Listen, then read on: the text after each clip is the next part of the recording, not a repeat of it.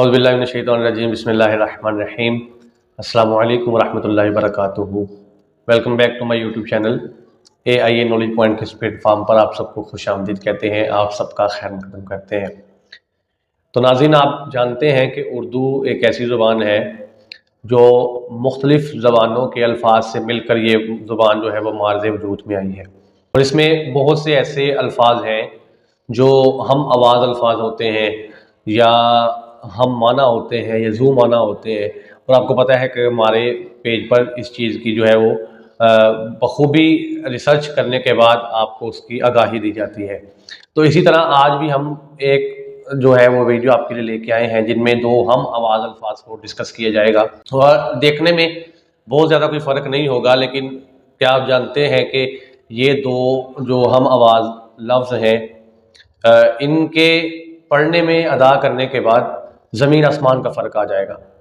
तो वो दो लफ्ज़ कौन से हैं? पहला है क़स्र, काफ नुक्ते वाला, उसके बाद स्वाद और फिर रे। दूसरा लफ्ज़ है कसर, काफ डंडे वाला, फिर सीन और फिर रे। अब ये दोनों एक तरह ही बोले जाते हैं, लेकिन इनके अदा करने में और इनके माने में जो है वो ज़मीन आसमान का फ़र्क है। तो देख लेते हैं क्या माना है और क्या फ़र्क है। सबसे पहले डिस्कस करते हैं काफ नुक्ते वाला, ठीक है। अब उसमें क्या है कि ये दो मानों के लिए आया है। एक माना तो ये होता है कसर यानी महल, जैसे आपने सुना होगा कसर शाही, ठीक है, यानी बादशाह का महल।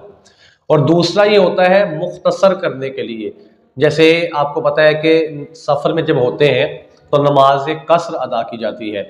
जैसे कि अल्लाह करीम ने कुरान पाक में फरमाया, जब आप सफ़र में हो तो आप नमाज को मुख्तसर कर दो। ये है काफ दो नुक्ते वाला।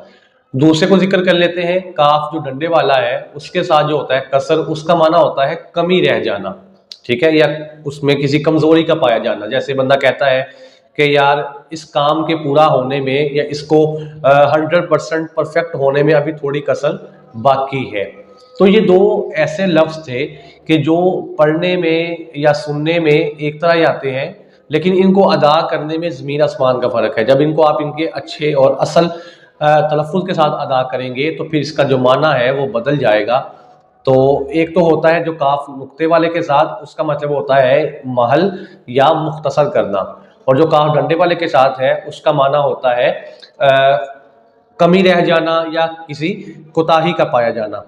तो यकीन आपको वीडियो पसंद आई होगी। इसी तरह इमला की दुरुस्तगी और मानी की दुरुस्ती के लिए, ज़ुबान की बेहतर आगाही के लिए हमारे इस पेज को फॉलो करें और AIA नॉलेज पॉइंट के साथ जुड़े रहें। मिलते हैं नई वीडियो के साथ। अल्लाह हाफ़िज़।